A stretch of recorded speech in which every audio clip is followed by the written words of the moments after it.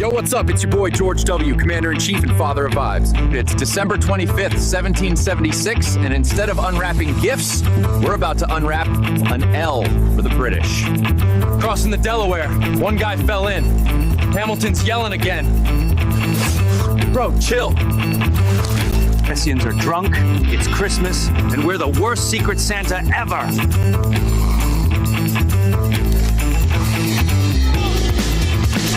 Merry Christmas, ya filthy animals, and a Happy New Year. Yeah, that's right. That one made by me. Finally, the Revolutionary War AI video that I wanted to make. That was surprisingly more difficult than you might think. It's not just plug and play. Good morning, Rise and Freedom. Welcome to the Wake Up America show. I'm your host, Austin Peterson. We're glad and thankful to have you here. Click that like button. Let's get this fired up in the chat. Drop a comment. Say hello. I see Latrell's over there. My man, Dad Bod Baboon, Drew Van Runkle, Quest Fanning. It's going to be a hot one today. As he said, it's already 85 degrees outside. And an hour later in New York City, where he is, where they're about to elect their first socialist mayor, Zohran Mamdani.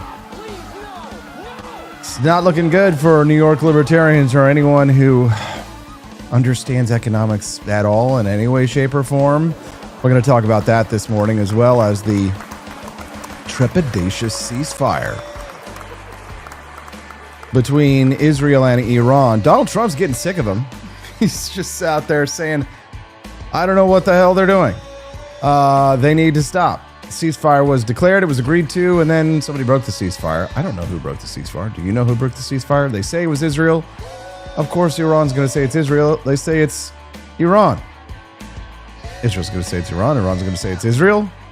Who's to believe? Who cares? Let's talk about something that happened here in the state of Missouri yesterday for 2 seconds. Cape Girardeau, video going viral yesterday. Take a look. Boom! Just the good old boys. Never doing no harm. Except committing microaggressions with that Confederate flag on the top of their car. Am I right? No!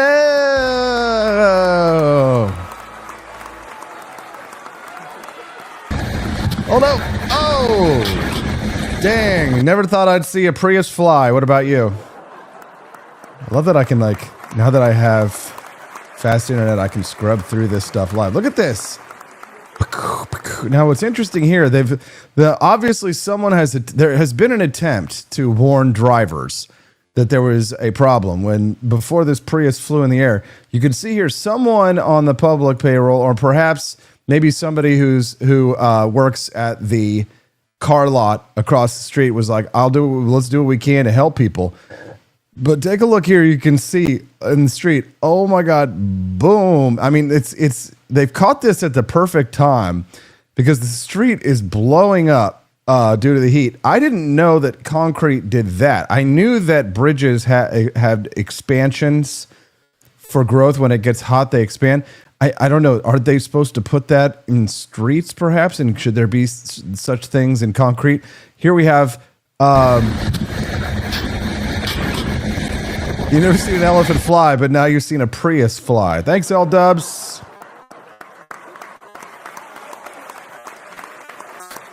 Dropping $10 in the tip jar. It was that damn Carol Baskin. Glad to have all of our friends like John Rail and Amy J. Eves hanging out with us today. Thank you so much for joining us. You guys know what the phone line is, right? 573-319-1586 is that text line. You can see it on the screen. 573-319-1586 is the text line. One of our listeners texted us this morning with a rather sad story. He says, good afternoon from the Founders time zone. Oh, please. This is Brindle. I hope you're enjoying fatherhood, brother. Soak it up. This time is truly gone in the blink of an eye. Boy, howdy, is that true. He says, apologies for being MIA so long for watching the show.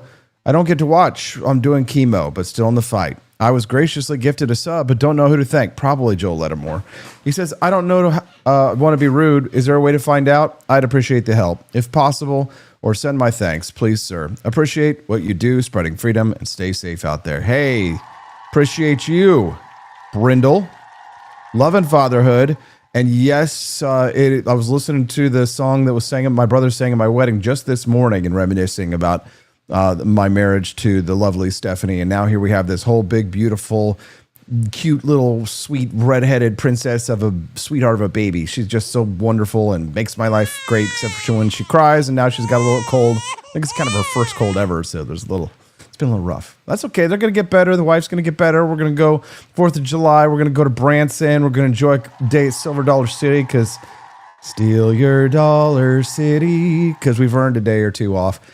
See some fireworks down there in Kimberling City and spend some time at Table Rock Lake. Missouri's natural wonders.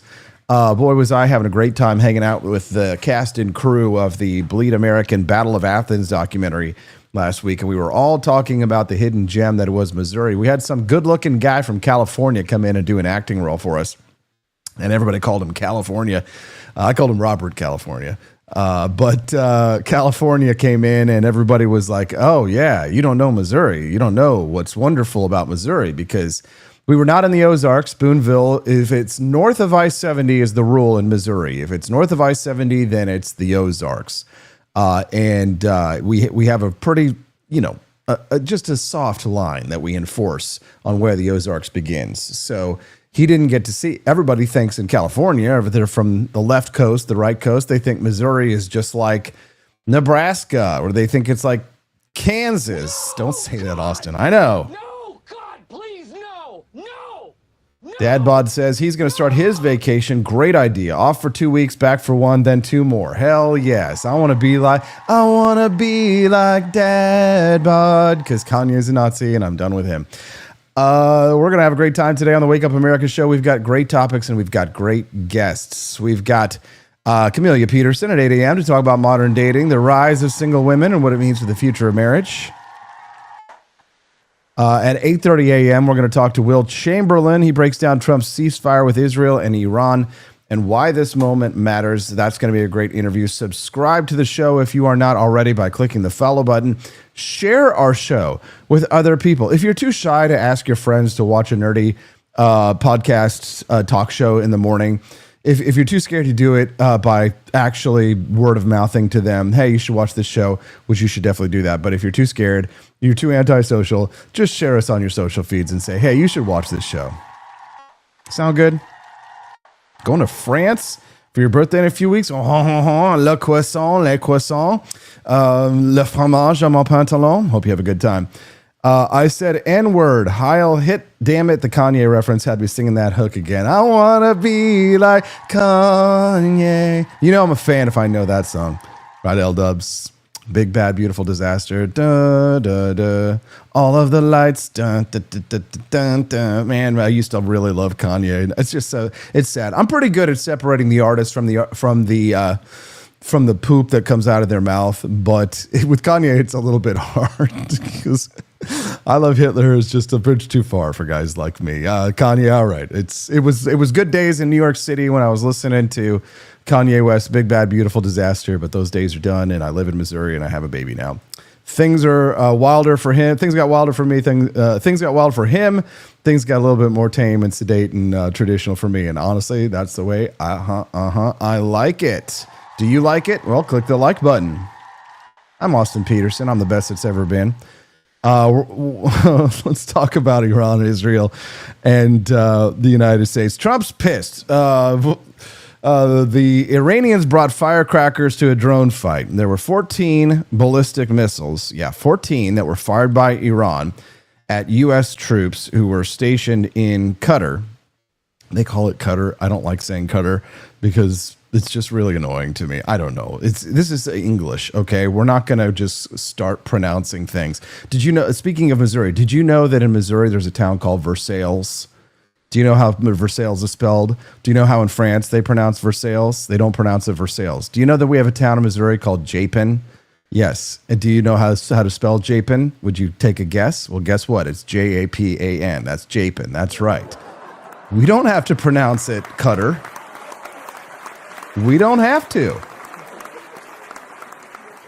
Trump doesn't know what the hell's going on. He doesn't know what's happy with him. Honestly, he's sick of both sides, and I can totally relate. You know what? We have basically have two countries that have been fighting so long and so hard that they don't know what the fuck they're doing. Do you understand that? Yeah, dude. If President Trump says it, it's okay to say it. That's it. Kids, all those under 18 who just heard that word, if the president, here's the thing, the president of the United States, he doesn't use it all the time. It's not F this and F that, but there's any little pitchers who have big ears who are out there right now who just heard Donald Trump say the F word. Let me just say, yes, it's funny. It's okay to laugh, but it's not always okay to use it. You should use it sparingly. It's like having a gun, or maybe it's even like, I don't know, not quite a gun, but more like a pea shooter, maybe a spitball that you put in a paper straw. Would you, every once in a while, do you put a spitball in a paper straw and do you hit the nerd with it? Yeah. Every once in a while, do you stuff a nerd in a locker? Yeah. Sometimes it has to be done, right? The nerd's just being a nerd and everybody wishes he would shut up, but he wouldn't shut up, so you stuffed the nerd in the locker. Trump stuffed the nerd in the locker. That's what he did to Iran.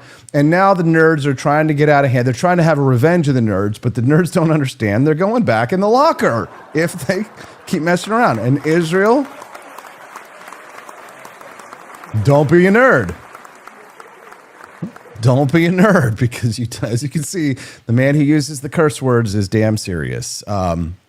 Yeah. So what happened yesterday? Iran struck the United States, right? What happened though? A few sirens, right? Some nervous glances, and then nothing, right? No casualties. Most of the base had been evacuated because guess what? They give us advance notice because they know if they actually hit us that they're going to be in bigger trouble. Can you imagine being the situation of Iran? Better to be the United States than be in Iran. So I can't, people, you can criticize the United States all day long, but man, wouldn't you rather be, if you're going to be a bully, if the United States is a bully and Iran's a bully and Israel is a bully, if all three are bullies, it's good to be the United States bully, baby. I'll take America every time. It's like being white in the United States. I'll pick white every time. These are jokes, guys. Shut up. We have a black man in the chat. So this is supposed to be the big one, right? World War III. No, it's the end of the world. It's the end of the world as we know it. And they're not feeling fine. 6 o'clock TV hour. Remember the predictions, right? Tucker Carlson on the fainting couch. Thousands of Americans dead. Leftist think tanks warning of World War III. Oh my God, Trump is he's Islamic phobic. This is just because he's a racist. Yeah. The price of oil was going to skyrocket, but instead, the price of oil dropped.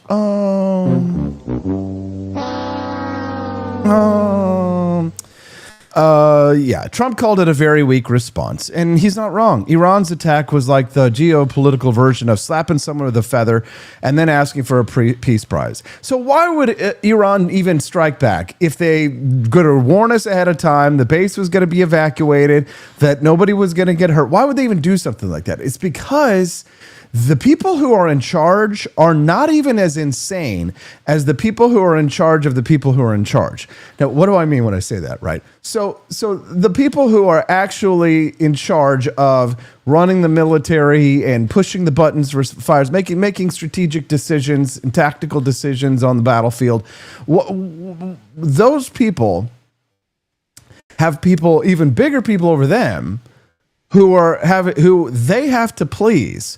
But the people who actually launched the strikes know that they're going to shoot. It's like shooting a missile into the ocean, right? It's like military onanism, right? Mutual masturbation.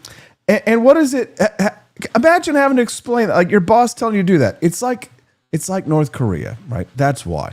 Because the people who are smart are not running the country. It's the people who are religiously fervent who are running the country. And just like so many wars that have occurred in the past, so much dictatorships in the past, at the head is a theocratic regime. And come on. The truth is, it's just like in the United States. The religious leaders in the United States who are political leaders who talk the most about religion, I promise you, are the least religious in their private lives. They just believe that it's the opiate. They know that it's the opiate of the masses. And what do? The elites in Washington, D.C., they're godless. And you know this. You know that they don't care. They don't care about religion. When they're down on their knees in church one day and then, caught out at the brothel the next week, you understand that it's all performative for you. The elites in this country, almost to a man, there are some who are, I believe Mike Huckabee is a devoutly religious man. There are exceptions to the rule, but exceptions prove the rule. The rule is in all countries that the closer and closer that you get to power, the less and less you believe in God. And religious people might assume it's because they believe that they are gods. I would tend to agree with that assessment. I would also add on to that as they get closer and closer, they see less and less evidence for God. So when it comes to the question of people who are in charge of Iran, these are people who see themselves as divinely ordained to rule. And God bless America, a secular nation where we are not ruled by priests. Instead, we're sadly ruled by politicians. Not that that's much better. But be glad you don't live in the United Kingdom and have to pay taxes to the Church of England. They have actual unelected members of the clergy who are government-sponsored roles. That is a lack of a separation of church and state, and that's why, again, we love living in the United States of America, where you can be what you want to be, baby. In the Army. Dad bod baboon, he punched me in the mouth for $5 and says, sometimes a bully needs to be punched in the mouth. Amen. Joe Ledamore says, I think that the time frame for the ceasefire is possibly too soon after the announcement. I think the IRGC is divided, hence the warning. And some IRGC are saying immediately they don't agree to anything. It's just a mess. And what can we do about it but laugh, cry, and fart? Maybe. I kind of see this as a teachable moment. I mean, Iran gives advance warning. They don't want war. They don't want to pick on us, right? This is Persian kabuki theater, dramatic, highly stylized, and utterly fake. Kabuki is a traditional Japanese performance art with elaborate gestures and costumes, by the way. In this case, though, the costume was a rusted missile launcher because their weapon systems suck. So a question for the audience. Does this look like a country, Iran, preparing for war, or is it more like it's a regime that's scared to death of being flattened? This was a hissy fit, dressed up as resistance. I mean, Iran launches missiles the way my baby throws tantrums. Messy, loud, and nothing gets cleaned up until Dad steps in. And right now, Dad's name is Donald J. Trump.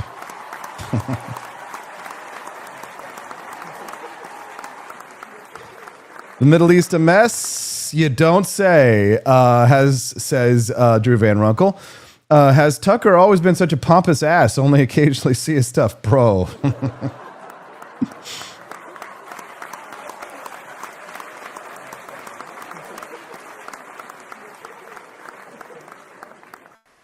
Will Chamberlain will join us this morning at 8:30 a.m. Central Time. We're going to talk with Will about what the ceasefire really means, whether Iran blinked, if the panicans will go back into their holes, and if Trump just pulled off the most cost-effective deterrent campaign since Reagan scared Gorbachev with SDI and Star Wars holograms. Let's give it up for Ronald Reagan, because if anything, he's been proven right these days.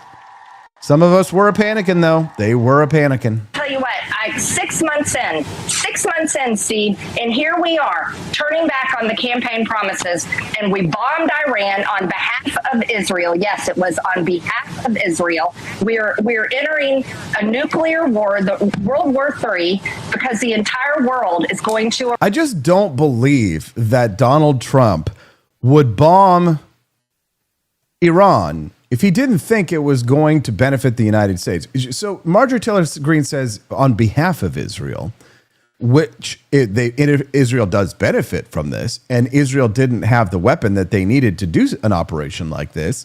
But Trump is only, the idea that Trump is just being controlled by this cabal of shifty Jews who are telling what to do. He can't be controlled by Tucker Carlson, out as we've seen. He won't be manipulated or controlled by him. He can't be controlled by the richest man in the world who literally bankrupted his campaign and was a major, major factor in why he won, Elon Musk. He can't be controlled by them. But somehow the Jewish people, which Trump has worked with Jewish people in New York City all the time. Trump understands the Jews. better than a lot of people, better than Marjorie Taylor Greene's Georgia ass. How many Jews are there in Georgia? How many Jews do you think Donald Trump has worked with in building skyscrapers in New York City? And you want to know And you think that he did it just for the Jews? No, he knows that he has to deal with the Jews. He knows that it's good to do good business with the Jews, but if you do business with the Jews, you better get something for yourself. And Trump seems to believe that we're getting a national security benefit. Even Thomas Massey is now saying, "Oh, I'll drop the War Powers Act call if the ceasefire holds," which God, we hope it holds. But this is all just so tiresome. Bring it on right now. Their tune is going to drastically change the minute we start seeing flag draped coffins on the nightly news, on Fox News that brainwashes all the baby boomers, and on CNN that brainwashes all the Democrat baby boomers. And that is exactly how. You're not wrong about that. Hey guys, what's up? Hit the like button. Bomb, bomb, bomb, bomb, bomb, Iran. Bomb, bomb, bomb, bomb, bomb, Iran. Thormock says, first time I've seen him comment, welcome Thormock, says, women depend too much on feelings. You damn right. Too much. Although the men were fairly emotional when Scott Bessent allegedly decked Elon Musk inside the White House. They got dogged on each other. And remember, Alexandria Ocasio-Cortez walked by and says, with her big old boobs, and she's just like, the girls are fighting. You're like, yeah, I like it when the girls are fighting. What'd she say? I'm sorry. I'm an American, God damn it. What am I supposed to say? What am I supposed to do? You see a giant set of juggies in your day. What am I supposed to be? Are you Adam Carolla or are you Jimmy Kimmel? I'm Jimmy Kimmel. No. Adam Carolla. Wrong one. It's early, okay? I've only drank a couple of sips of my coffee today. Is everybody doing good today? What's going on in your life? We've got a lot to discuss today. We've got two great guests. We're going to have a fantastic show. You don't want to miss a single minute. And if you like the content that you're seeing today, Thormock, if you haven't clicked the follow button yet, well, I don't know what to do about you, bud. Well, you can also send me a text and say, Austin, I wouldn't click the follow button on you if you were on fire. You can send that text to 573-319-1586. Yes, that text line is open anytime, night or day, at 573-319-1586. You can see it on your screen, and that's great, and I'm glad you can see it on your screen, but here's the problem. You might as well just save it. It's the time and the energy because you're going to be texting me a lot, so you might as well just save it in your phone. What do you say? Tulsi Gabbard, my sweet little, speaking of beautiful women.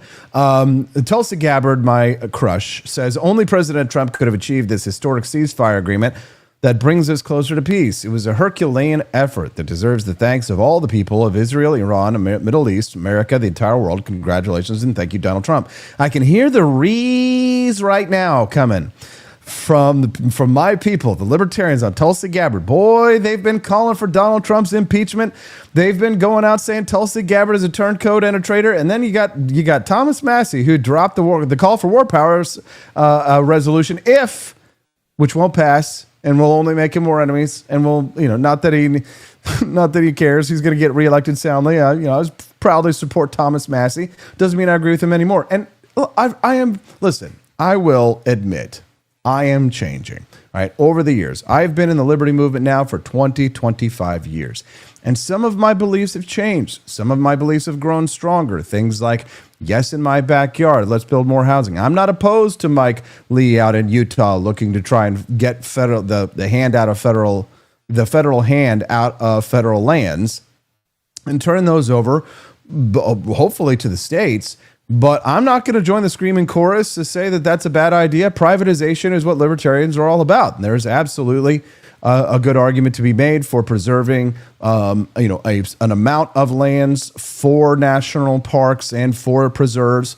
But I think it's some insane number of land that's out west owned by the feds.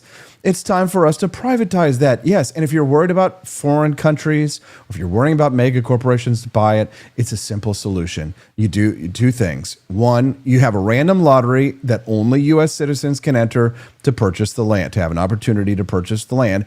And you have a time limit on how long it can be before they can sell the land that would prevent the transfer of it to some malign actor that you may fear right now, which maybe 10, 20, 30 years from now, our kids won't have to fear our face, and which we can't bind our posterity anyway. As the founding fathers realized when they wrote the Constitution and the Bill of Rights and the Declaration of Independence, they knew that they couldn't bind future generations. Congratulations to everyone, says Donald Trump. That's hilarious. It has been fully agreed by Israel and Iran. There will be a complete and total ceasefire. 6 hours from now, this was 5:06 p.m. yesterday. The ceasefire began, which the war will be considered ended. I love it. He says Iran will start the ceasefire, blah, blah, blah. At the end, says this is a war that could have gone for years to destroy the entire Middle East, but it didn't, and it never will. God bless Iran. God bless the Middle East. God bless Israel. God bless the United States of America, and God bless the world. Honestly, God bless Donald Trump. Thank you, Donald.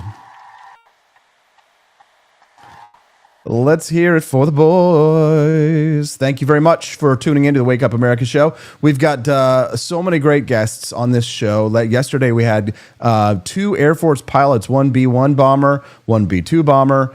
Make sure that you be cool and bitch be cool and go over to this show from yesterday if you want to see some great expert analysis and find out where do you go pee when you're inside a B-2 bomber. That was Tony Minetti. Great conversations yesterday. And 2 great guests coming up today. Camelia Peterson to talk to us a little bit about Washington Post. The ladies are concerned about the marriage possibilities. We're going to talk to her about that in about 25 minutes. And then we're going to speak to Will Chamberlain with his expert insight and analysis on the Israel-Trump-Iran ceasefire. Let's talk about what's happening in New York City. New York City. Anybody remember Get a Rope? Man, am I dating myself? Let's talk about Zohran Mamdani. Grocery prices are out of control. The cost of eggs and milk has skyrocketed. Some stores are even using dynamic pricing, jacking up the cost over the course of a day depending on what they can get away with. It doesn't need to be this way. I'm Zohran Mamdani, and as mayor, I will create a network of city-owned grocery stores. It's like a public option for produce. We will redirect city funds from corporate supermarkets to city-owned grocery stores, whose mission is lower prices, not price gouging. These stores will operate without a profit motive or having to pay property taxes or rent, and will pass on those savings to you. Grocery. No offense, but it sounds like some fucking commie gobbledygook. Oh, shit. Ladies and gentlemen, welcome to the People's Republic of Rent Control, where the lines are long, the apartments are small, and the policies are written in crayon. Zohran Mamdani, he's leading the Democratic primary for mayor of New York City right now. His platform, freeze all rent-stabilized prices, create $70 billion in public housing, government-run groceries, free public transit, basically build Cuba, but with worse weather and even crankier people. If you have a child that is 8 years old, your child has been an American citizen for longer than Zohran Mamdani. His main competition, can it get worse? No, it's about to get better. Andrew Cuomo. Oh, God, no. Backed by the real estate industry, he wants to increase development, but Cuomo is seen as part of the problem, not the solution, no doubt. Mamdani's rise is fueled by desperation. They have 1.4% vacancy rates, $5,600 a month for a 2-bedroom apartment, and lines for open houses that wrap around the block.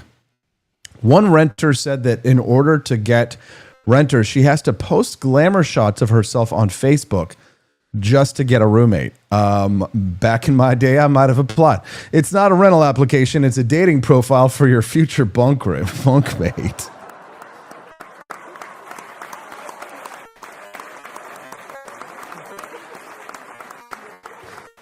Yes, Thormock, they want to take over grocery stores. Trey OK says, let it happen and fail so that they can see for themselves. It's our greatest city. Why would we want to let the greatest city, the empire city of the Empire State in the American Empire? No, we don't want it to go fall to socialism. No, these are Americans. You know, if you had any feelings on 9/11 for these people, this is like Zohran Mamdani would be like an economic 9/11. Andy Opperman says, what could go wrong? Let's use the failed public school model to F up groceries for everybody. No.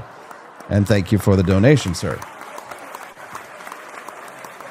Don't forget to click that like button and follow as well if today's your first time watching the Wake Up America show. We've got a great show for you today. If I can pick up my notes. Where did they go? There they are.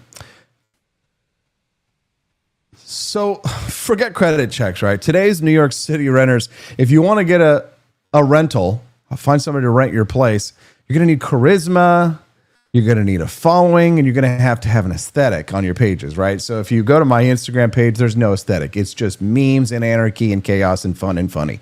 But if you want to get somebody to rent your place in New York City, you better have one of those curated pages, no memes, and then you'll have like 16 images, but they'll all add up to one image of you and your boudoir shoot or whatever it is. But let's not forget about the FARE Act, F-A-R-E. This is a new law that bans brokers from charging fees to tenants. Wow, that sounds good, right? But this backfired because the landlords jacked up rents overnight to compensate. And then the asking rent jumped 16% in just 1 week. What do you think is happening right now just on the threat of Zohran Mamdani to one of the most difficult, painful, and challenging real estate markets in the world? And here's the thing, where the people who are going to clean your toilets, Donald Trump, how can you afford to live in New York City to do the service jobs to service all the wealthy people that can actually afford to live there? Right? When I lived in New York City, last time would have been 2010 to 2012. When I lived there in New York City, at that time, it was already difficult for service workers to afford. You could live in the outskirts of Queens, and God knows I like to save money, so I lived in Astoria. But at the end of the day, who is going to clean your toilets, Zohran Mamdani? Who is going to be able to afford to live in New York City to service this elite class of socialists who thinks that price controls and government-run grocery stores is the way to run an economy? This is a classic example of why people are too dumb to vote. Just kidding, but kind of not.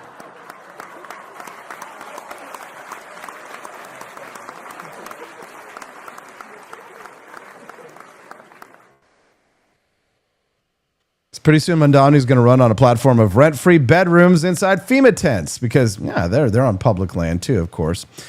All right, we've got 20 minutes. Let me pivot here. It's time to talk about the microplastics in your bowls. No, not in your bowls. In your artisanal soda, in your glass bottles that will make its way to your bowls. Yes, the glass bottles, right? They have betrayed the hipsters. The hipsters are screaming. The hipsters are crying.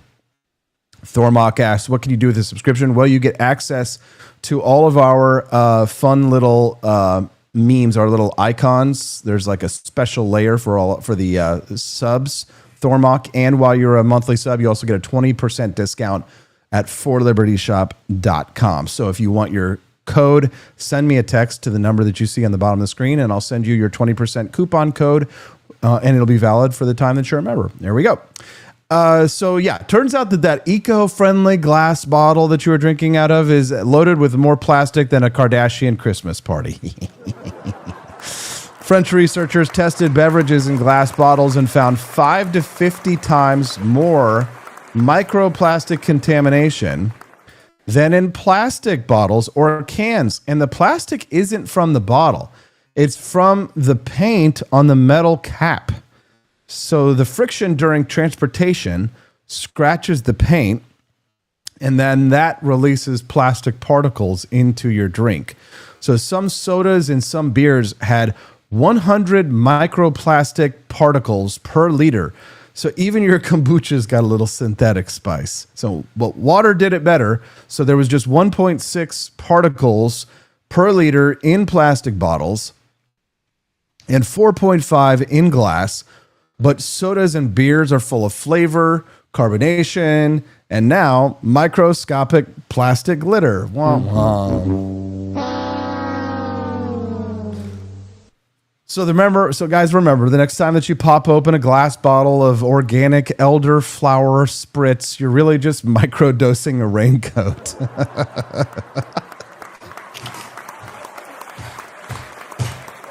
It's still real to me, damn it. So, question for the audience. How many green choices are actually worse once the marketing wears off? Everybody's seen John Stossel back in the 90s when he talked about the scam of recycling. Did everybody see Penn and Teller when Penn Jillette and Teller did the episode of Bullshit, and it was all about how recycling ends up costing more money than it saves? Iman Roy says, I love my food and drinks. Poison for the future progression of society. I love the meme. Dude, welcome to the chat, bud. Hope you'll come back. Click the follow button. You sound like our people. What was the meme where it was like me like having microplastics in my balls and then my dad having what was it that they were all like loaded up with in the 70s or something, and my dad having some kind of poison, like cigarette smoke or something, and then it was like their dad having iron or lead being poisoned by lead. So each generation has some new poisoning. For us, it's microplastics. And if you are drinking out of glass bottles thinking, oh, I'm going to protect myself, which, by the way, I started doing, I started kind of being aware of the microplastic situation, and we stopped using the plastic bottles, and we had switched to the harder plastic bottles that would be more the reusable ones, not the single-use serve bottle. But I don't know. There's probably microplastics in my balls, and if there are microplastics in my balls, I haven't heard any complaints from Steffi, and it's a beautiful little baby girl that came from my balls. What am I supposed to do? We're talking about microplastic. Cadmium, thank you. Tooth Be Told says cadmium. That is what people were. So my dad was poisoned with cadmium. My grandpa was poisoned with lead, and I'm poisoned with microplastics in the balls. He's got microplastics in the balls, Steven. You thought you were gonna drink out of the glass bottle, but it didn't matter because you actually got more microplastics in the balls if you drink out of the glass bottle. So I guess drink what am I gonna say? Drink out of whatever you want. I don't know. Microplastics. Something's got to kill you. Scientists say cleaning caps with alcohol and air blasts reduces the contamination by 60%. Oh, well, that's great. So, hey, maybe give your bottle a little hand sanitizer shot before cracking it open. I don't know. So, love to hear your thoughts on this and more. You can send us a text at 573-319-1586. That's 573-319-1586. Haven't you ever wanted to be an early adopter or be first or new to a technology? The problem that I found with becoming an early adopter to new technology is that you're one of the first people there and there's nobody around. When it comes to a social platform, when in the early days, it takes a little bit of time to build up a social network. It's kind of a will he, won't he situation. And then you say to yourself, okay, well, how am I ever going to be an early adopter of something if I don't get in and early adopted? That's why I'm glad to share with you my sponsor, the Connector app, which is there to make you meet people in real life, which is what we're going to talk to Camellia about when we talk about the woes of love and marriage. Love and marriage go together like a horse and carriage. But if she's the horse, I'm the carriage. Connector app is a map. It's map-based social networking. Now you can network intentionally, just like the 1% do, and be an early adopter. There's no algorithms, no shadow bans, no unreasonable censorship. Read blogs from your contacts, receive money in your crypto wallet, get information about events before they happen. Early adopters like you, who if you go to connector.app, will all share a 5% revenue pool. That's that good stuff, that sweet, sweet revenue that you can be sharing every month in the future just by being an early adopter. So even if it's in its early phases right now at connector.app, being an early adopter will grant you benefits. It was created by libertarians, so you can get back to reality. It's not in your app stores. Go to connector.app in your browser. Make a profile today. Connector.app. Find your kind on a map. There we go. Thank you very much. Hey, it's Ike giving a shits. What's up, Ike? We haven't seen you in a while, bud. We missed you. Baby, come back. You can blame it all on me. Modern romance officially on the rocks, and women are sailing solo. The stats are staggering. Listen to this. Over half of women under 40 are single, and the majority say that they prefer it. They're earning more, graduating more, and setting standards that men, well, they're just not meeting. I'm sorry to say. One woman summed it up by saying, I'd rather be alone than be held back. That's interesting. That's what I used to say. And who can blame her when half her dating pool is still asking if she has Venmo for the check? Now, this isn't just like, I don't need a man feminism, right? This is bigger. This is economic. This is cultural, social, political. Women dominate college graduation rates, as I'm sure many of you know. Women are dominating college. They're earning more, right? They're graduating more, right? They're climbing career ladders. And now they're saying, if I have to drag you through life, we're not a team, we're a charity, which is what it's been. So then I do hope then that she admits that men providing for women throughout all of human history until recently was in fact a charity. Would you think she would admit that? Maybe she'd like to tell the women who are kept women in this country, who don't work, those stay-at-home moms, those happy few, those band of mothers, maybe you'd like to tell them that they're charity cases. I'd love to see you do that. What do you think? American women have never been this resigned to staying single. The challenges of finding a romantic partner made more complicated by a growing divide in education and career prospects between men and women. A lot of my single friends, mostly the women, they have a hard time kind of differentiating between filtering criteria and selection criteria. It's important for you to do things like select for values, goals, competency, and etc. It's fine to filter for income, looks at the top of the funnel, but selecting on those things is risky, right? There's a difference between selecting something. There's a difference for filtering something. Think of it like this. It's a website. You're at farmersonly.com, right? And you want to filter, right? So filter for things like income or looks or whatever. But then selecting based on that's risky, right? Because if you aren't getting what you want, right, you could adjust and widen your filter, but not compromise on selection. A lot of people don't understand the difference between filtering and selecting. We're going to talk to Camellia Peterson about that in just about 10 minutes. Drop a Rumble rant if you guys are enjoying the content today, and if you think the guests are valuable, and if your time is being used well, then don't drop an F-bomb, drop a Rumble rant, and support the Wake Up America show and our mission to spread the ideas of economic freedom and personal liberty. TikTok trend, boy sober, they call it, right? They don't want to be drunk on boys. And they're also calling it soft launching. Single motherhood are going viral on TikTok right now. Women are having kids on their own, buying houses alone, volunteering at dog shelters instead of swiping on Bumble. Camellia is going to be here today. She's our Tuesday, Thursday expert on dating trends, single motherhood, and the hard truths of modern romance. And while cycloptic, but only in the biblical, sees all your red flags from a mile away kind of way, Camelia's got one eye and twice the vision of your average 20-something Hinge user.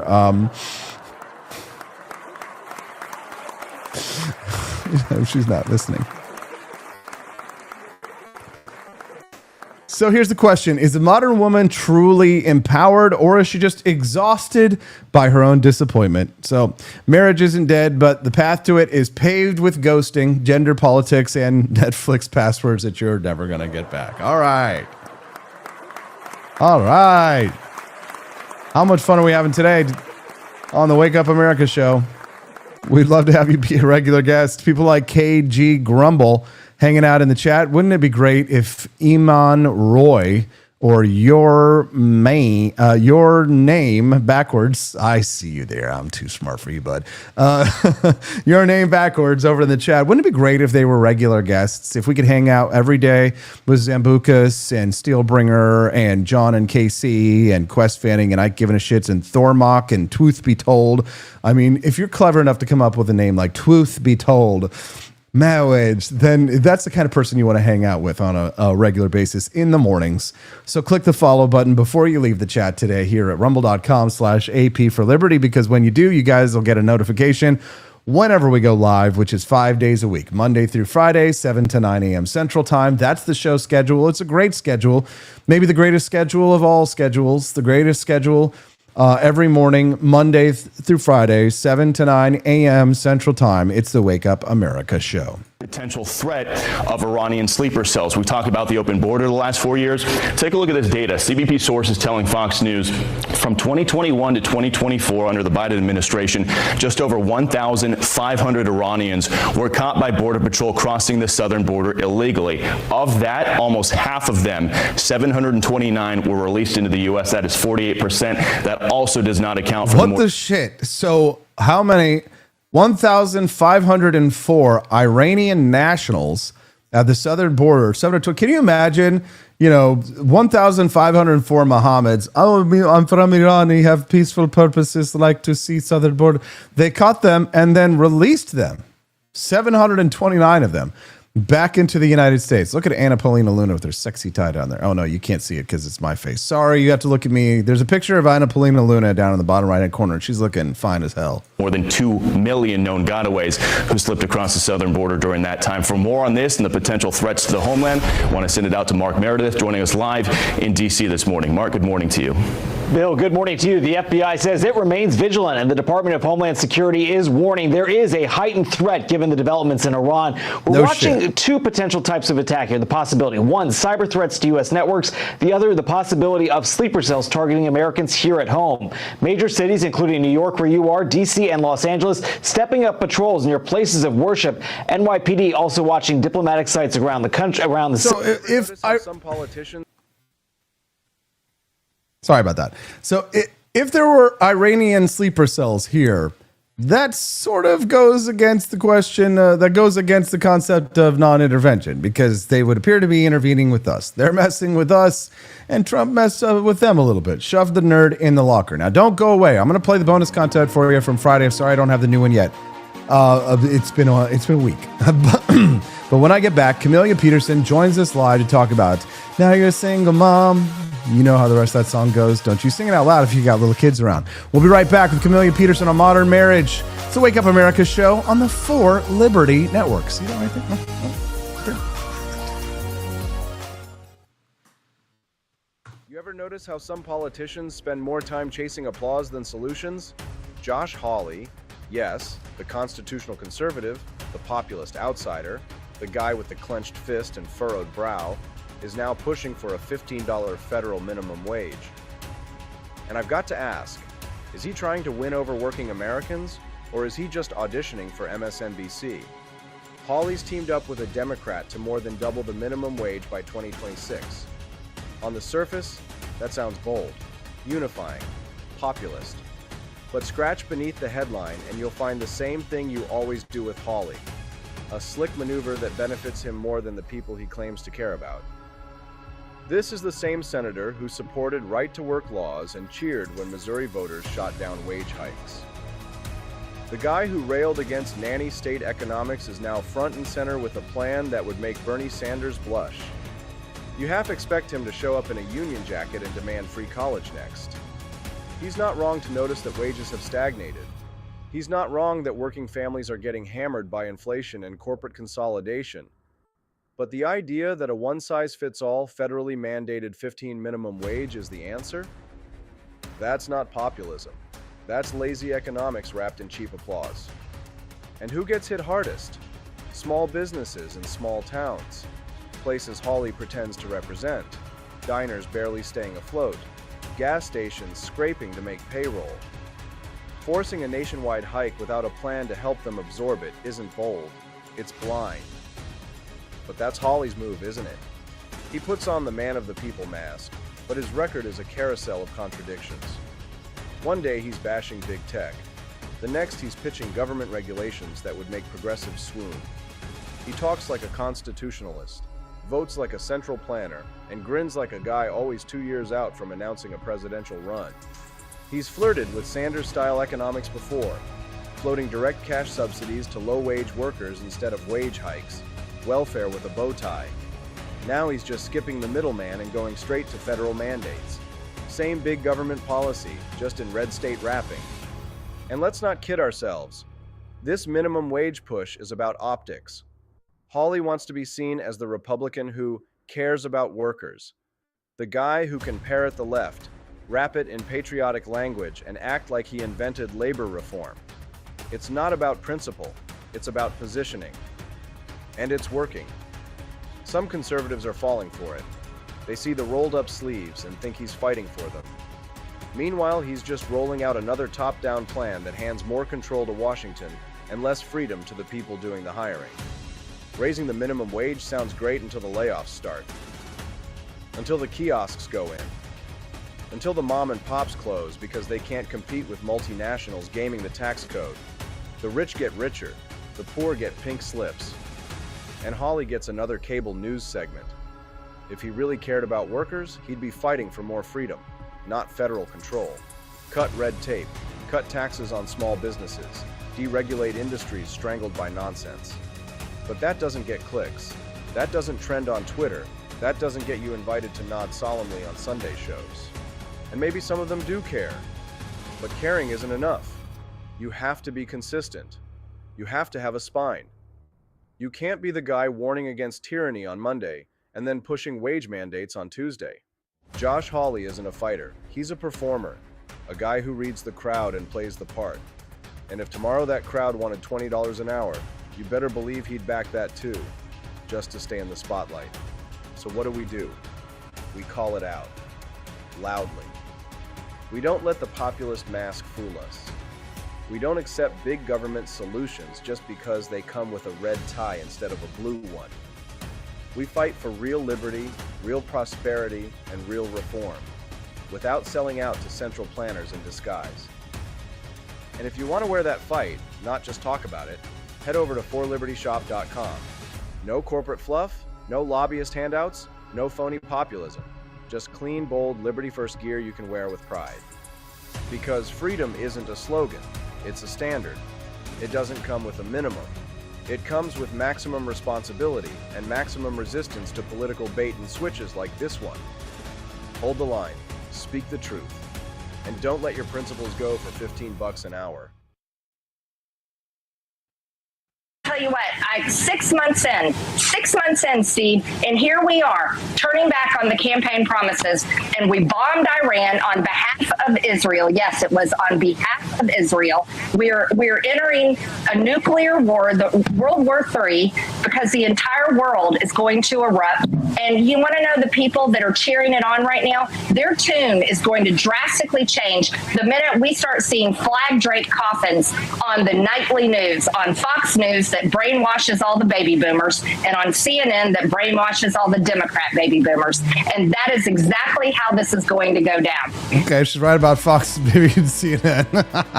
Good morning. It's World War III. World War III will commence. It's World War III. God, I've been in the Liberty Movement for 25 years, and let me tell you, the world has already World War III'd so many times that I can't even. I think we're already to World War 78. Because every single damn day, the predictions of World War III, Lindsey Graham and Dave Smith, hardest hit. It's a weird world when both of them are disappointed that there's no World War III. What a phenomenon. Joining us now to discuss is one of the smartest gals you'll find in the state of Missouri. Joining us now, Camelia Peterson. What's up? Everybody say hi, Camelia. Hi, Camelia. Good morning. Good morning. Oh, that clip from Marjorie Taylor Greene made me laugh. Well, especially the boomer lines. That's so true. Well, she's right. Yeah, she's right about CNN and she's right about Fox, right? But yeah, no nuclear war has not commenced, thankfully. No, although I will say, I think it's really important that people like MTG and Thomas Massey and some others were speaking out, because I know people are like, you got to trust the plan. Well, let me tell you about trusting the plan. Like, if you want to trust the plan, you're a collectivist and, whatever. That's not American. But I say trust the plan. Anyway.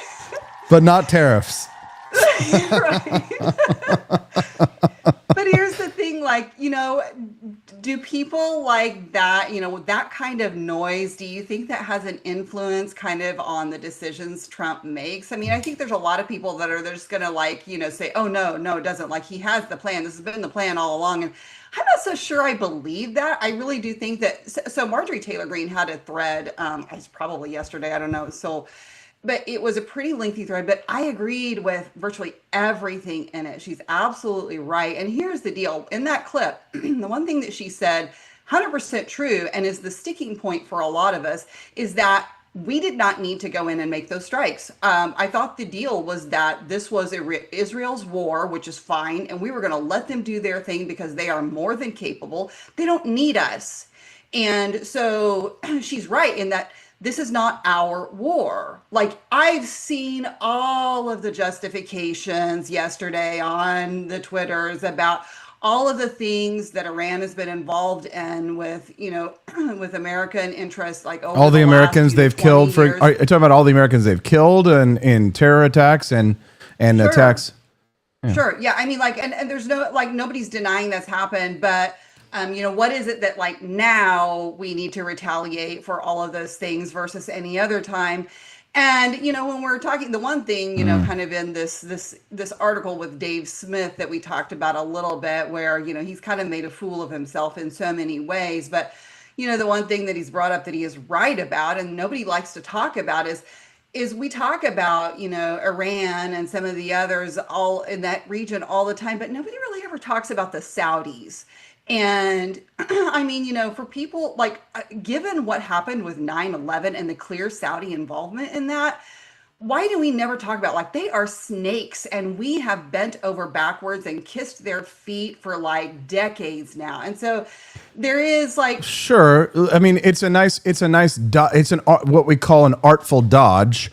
It's a very artful dodge to change the subject away from Iran. If you'd like to have a separate conversation about the Saudis, I don't think anybody would say boo to something like that, but different time, different place, different circumstances. I think a big problem with especially Americans in general, but especially American libertarians, is this cloak of protection that we live under makes us soft and makes us weak. Sure. and makes us unable to make the difficult decisions and calls that tougher and people who are made of tougher and sterner stuff than ourselves have to make, or even the people who around the world actually have to face Iranian terrorism, who have had nothing to do with the Middle East. I mean, the problem is that if Dave Smith were right, you know, that we need to be focusing all of our time on Saudi Arabia instead of Iran. I promise you that as soon as we started turning our attention on the problem of Saudi Arabia, you'd all be neocon warmongers for doing so,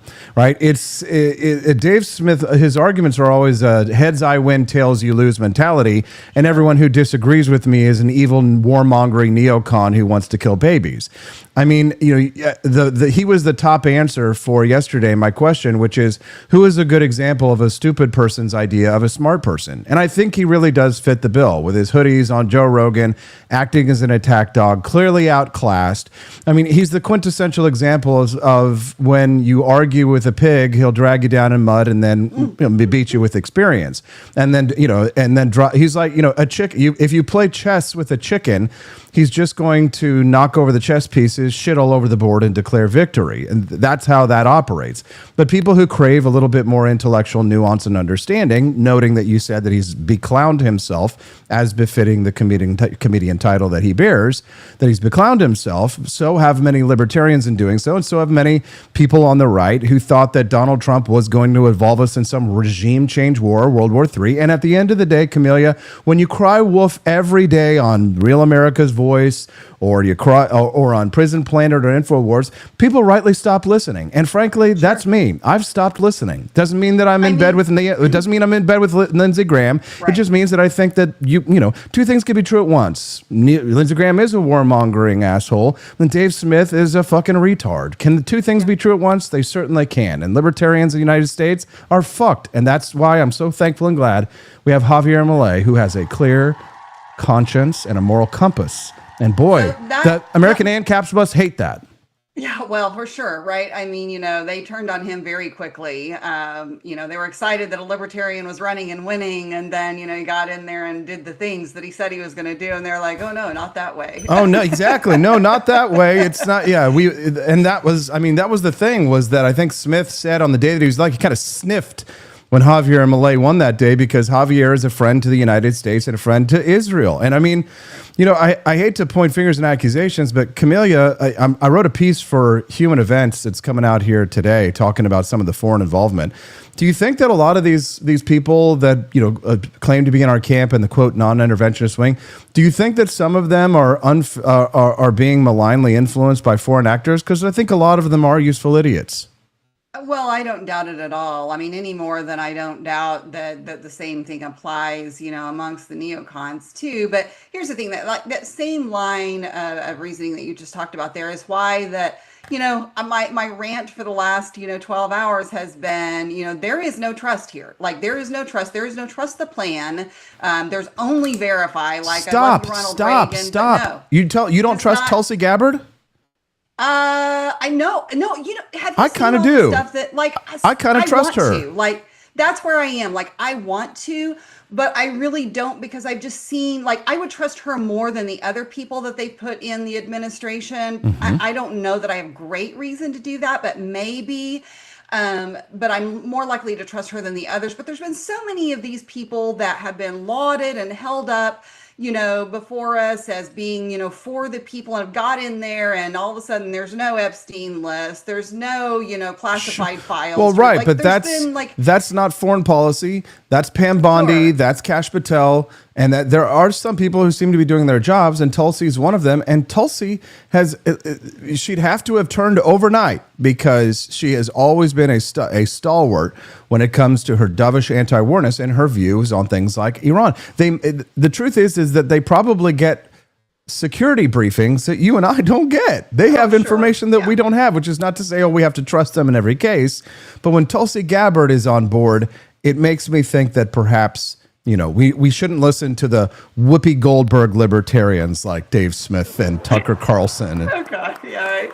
So I think part of the problem, and the thing that really, for a lot of people who are like me in reacting to the events of the last, 48 hours or so, is that, it's Trump's same old problem. Like, he literally, from his impulsive brain to the keyboard on, Truth Social or wherever it is now, you get whiplash because, they have, they have nuclear, weapons in the bunkers, or the ability to do what, or centrifuges or whatever. But then, no, they don't actually. And then it was, we gave them notice, so they got everything out. So we destroyed their nuclear capability, but there wasn't anything there.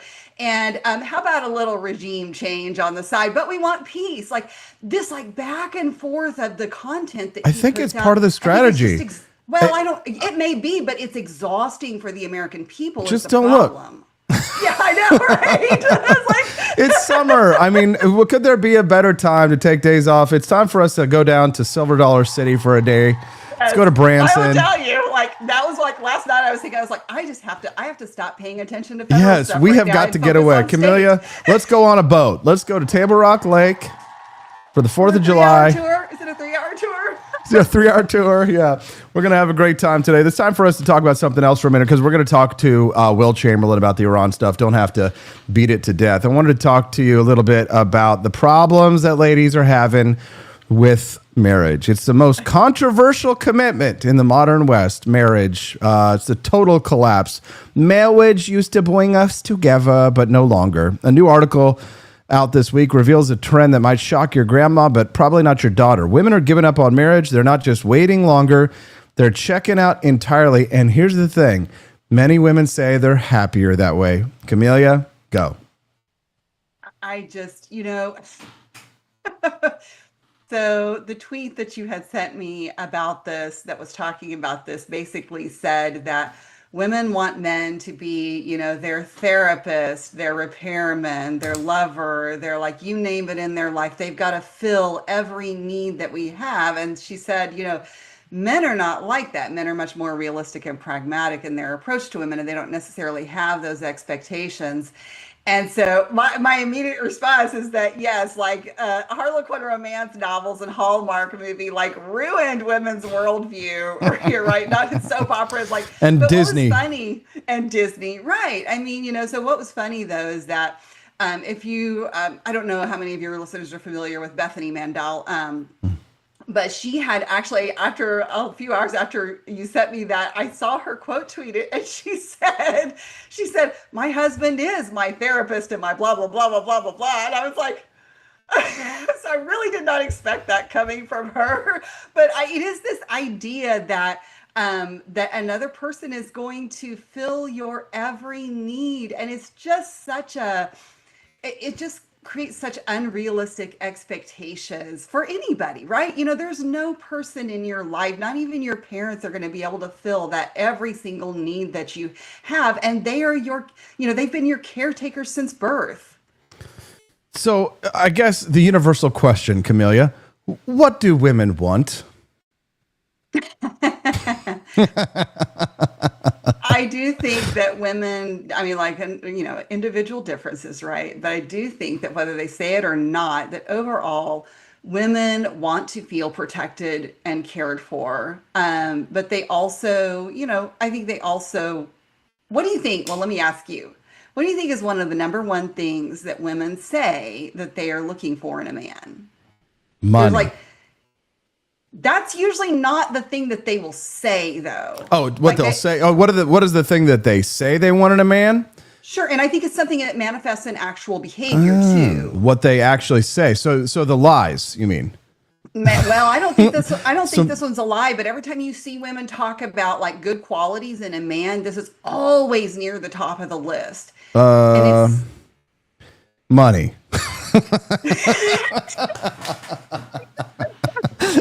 I know, everybody thinks the women's theme song is I want your money. That's what I want. But, it is. It is because you can be fat, you can be ugly, you can be kind of stupid, but if you're rich, you can get laid. It's no problem. Hey, that's fair. That may be true. It probably doesn't go for long-term happiness, but Oh, but isn't that kind of the point? That long-term happiness is overrated is because you've got money, but the best things in life are free, but you can give them to the birds and bees.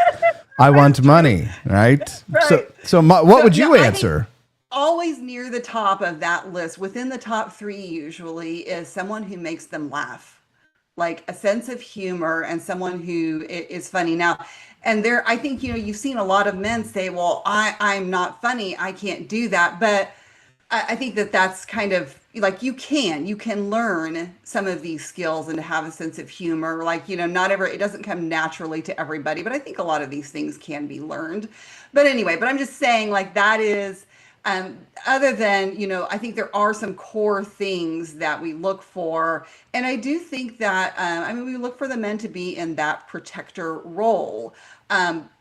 What society has told us, over the last few years, that's told us that women don't need no man, right? Right. We can take care of ourselves. We are strong, independent women, but we're tired. And we just want to sit on the couch in our PJs. Oh, this is Camellia Peterson, my friend Camellia Peterson, everyone. If many of you have never met her before, thank you for joining us here. She's a writer, political commentator. She's a mom. She's a liberty lover. And as I remind her way too often, single. She may only have one good eye, but that doesn't mean that she doesn't have a lot of insights. That's Camellia Peterson. I do have an eye for good things, right? So Camellia and I are talking about why so many women are walking away from marriage. The article that we were talking about here sort of suggests that it is mostly women choosing to be single, not just failing to find someone. This is a choice that women are making, Camellia. Do you think it's one that the majority of them will regret? Sure, absolutely. You talk to, I think, people like Hannah Cox will tell you that, her friend circle, for all the thing about, the common rhetoric being that women don't, want or need a man or whatever, she will tell you that most women that are in their 30s now, late 20s, 30s, who are not married yet, may not have a boyfriend. There's been this whole thing going around lately too about femcells, right? Femcells. Okay, define that. We can't just throw out words like femcells. So it's like incels. So these are women who are going out and they're posting, videos, and on TikTok, which, you know, we still haven't done anything with. That's another story. Anyway, so like they're posting these videos and talking about how that they're 20 something, you know, in their late 20s even, and they've never even had a boyfriend, right? So it is. Now here's the caveat is never had a boyfriend doesn't mean that they aren't getting. Like, doesn't mean that they're not good. They're not going. Right? They're not. They call them fem cells, but that's supposed to be celibacy, meaning that you aren't. You aren't being impure. But I've seen a few of the TikToks, and I can tell the face of a woman who's seen a man naked a few times. There's a knowing look in the eyes, right? You know, so it's a little disingenuous to call them fem cells when the men don't have a choice and the women absolutely do. Well, yes. I mean, you know, I think that goes back to the argument too about whether or not the vast majority of women, you know, this idea that they have all of this access and they control that, but is that what they want? Like, do women want hookup culture? And in the different ways that women and men view things, the answer is no on women. And I know that's not the common rhetoric, but guarantee, you know, most women don't want one night stand. You know, that's not. Does it happen? Yes, but is that what women want? What they really want? No. But I do think that a lot more women do that than you might think, just because I think they are susceptible to pressure. And this kind of goes back to this whole idea of, and this is my biggest issue with red pill, you know, manosphere kind of rhetoric that you hear so much, is that there's this idea that women should be putting out on the first date or two, but also, you know, we want you with, you know, a body count of less than 5, you know, if even that. So men kind of in that realm want to have their cake and eat it too. And I do think that idea, has created a lot of confusion among women, because we are in this culture where you've got feminism on one hand saying that you're a strong, independent woman and nobody should be objectifying you for your body. But because of, I think, you know, just our biological nature, like clearly women want to be objectified, because if they didn't, they wouldn't be putting themselves and their behinds out all over on Instagram, right? Yeah. I mean, so it's a vicious circle of things. And I think there's a denial at play there.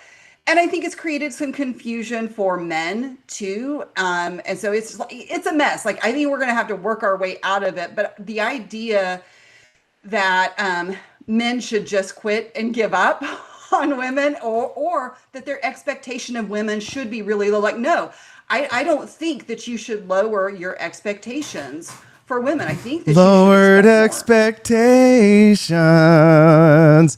Camellia, we only got a few more minutes left. I got to get back to Will here in about 10 minutes. You're raising a daughter. I'm raising a daughter. What do you want her to know about love, men, and marriage in a world like this? Sure. Well, so one thing, like, we talk about it, like, for I think a lot of people in our generation, your parents didn't always talk to you about those things very much. That was like uncomfortable, taboo. Like, you didn't talk about that kind of stuff for the most part. But I think we talk about it. And I mean, I don't know what everybody else does, but at least for my girls, like, we talk about really rational, pragmatic approaches to how you interact with other people and your expectations of what you think that they should do or shouldn't do, and the needs that they meet for you, and just kind of recognizing people for who they are. And so I with my older daughter, I'm like, you know, you should go into a relationship, you know, eyes wide open. And that means that you talk about money and you talk about all these things that, you know, the starstruck, love blind, you know, young person, we've all been there, right? Doesn't want to think about or doesn't think about, but, you know, you need to think about, because we have so many people who have gone into relationships without that practical aspect, that I think that's part of why we've ended up, because this romanticism, right, has been at play. That we started off this talking about. This romanticism has been at play, where you end up with a high divorce rate because people go into relationships with those unrealistic expectations. And then when they're not being met well, I'm done with that, right? And so, there's no perfect answers, but I think, going in and looking at things as they are and seeing people for who they are is really important. There we go. That's why we bring Camellia Peterson on every Tuesday and Thursday on the Wake Up America show. Nelson65 says maybe just going gay is the way. Thank you, Nelson. I don't know, Camellia? No. No? Okay. No. I know a lot of guys out there like, shoot. And some girls too. Camellia, anything else you want to say before we go? No, I was just going to say, I saw Nelson the other day, like a week or so ago, like a couple of weeks ago, I guess, out of the blue in Jeff City when I was there for a meeting. And he walked up and I was like, and so we had this conversation. It was like, because you see somebody outside of the internet and you're not sure that it's them. Anyway, so it was great to see Nelson. It's always fun meeting people. I love making friends and then making those friends have friends, just because we do a little podcast Tuesdays and Thursdays with Camellia Peterson, 8 a.m. on Tuesday and Thursday. Don't miss a single one. Thank you, CJ. Have a great day, everyone. Bye.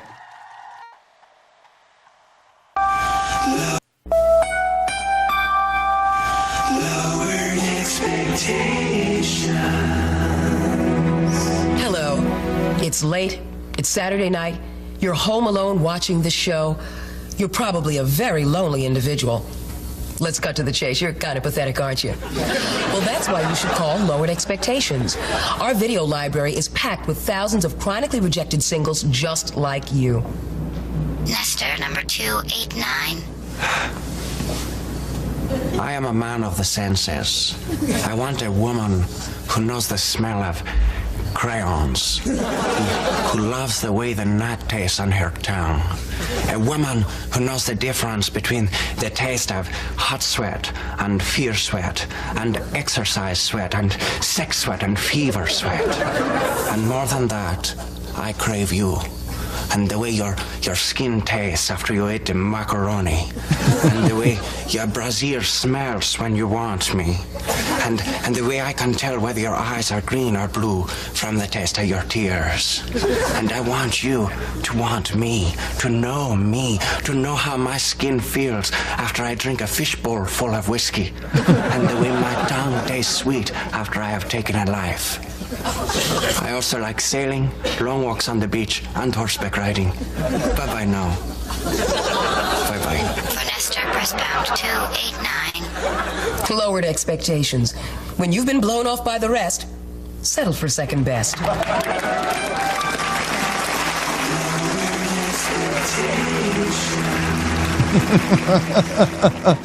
Hope you guys enjoyed that conversation with our lovely Camellia Peterson. She'll be back on Thursday, so make sure you come back then. Coming up next, the guy who actually reads the fine print before reacting to headlines. It's rare, I know. Will Chamberlain, constitutional attorney, political strategist, one of the sharpest legal minds on the right. He's here to break down Trump's ceasefire. We'll be right back. The Founding Fathers dreamed of liberty. They forgot one thing: coffee. Introducing Founding Flavors Coffee, the brew that built America, and the brew that's fueling a new revolution, one kitchen at a time. Small batch roasted, Patriot approved, and disappearing faster than a red coat at Yorktown. Don't get left behind, soldier. Real patriots are starting their mornings with Founding Flavors. And trust us, freedom tastes better with a fresh cup in your hand. Stop drinking those tyrant brews who take your money and don't support your values. Stocks are limited, demand is booming, and your morning deserves a taste of liberty. Order now at forlibertyshop.com before the next shipment gets signed, sealed, and sold out. Founding Flavors Coffee, the official brew of morning rebellions everywhere. Get yours at forlibertyshop.com.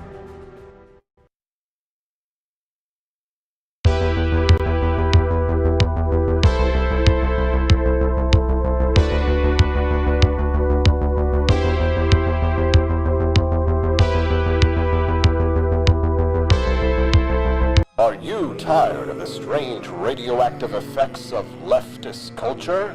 Do you ever wonder what happened to good old-fashioned American values? Well, fear no more, because there's a new force fighting back against the cultural rot of today. Introducing Culturama, a right-of-center talk show that's taking back the future today. hosted by none other than blonde bombshell herself, Daniela Pensack. She's not just talking, she's taking culture back, with sharp takes, brilliant guests, and a few surprises along the way. Tune in to the live video podcast twice a week, because the future doesn't have to be weird. It can be Culturama!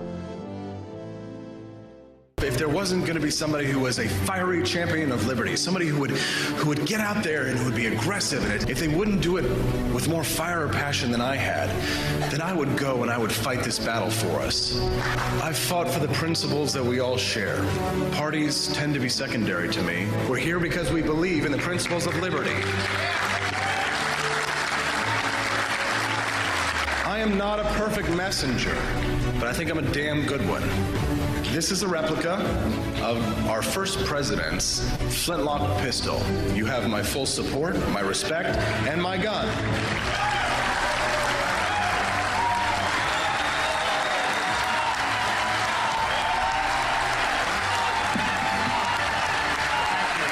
I think that at the heart of my philosophy is much more libertarianism than well, that's the fashionable word these days, I guess. A conservative is no longer just that. He's a libertarian and always has been.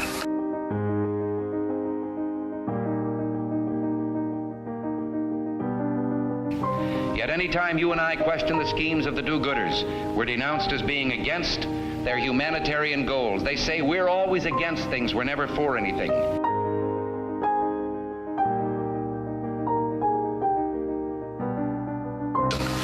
What is fascism? Fascism is private ownership, private enterprise, but total government control and regulation.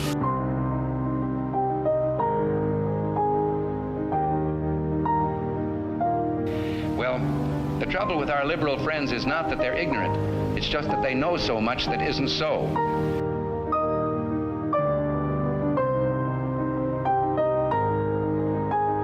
If we lose freedom here, there's no place to escape to. This is the last stand on earth.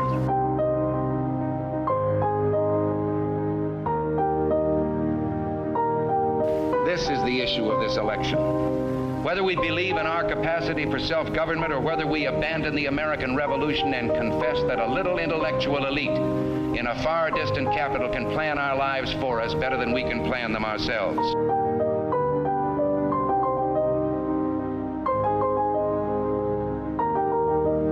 Conservative, so-called, is the one that says less government, get off my back, get out of my pocket, and let me have more control of my own destiny.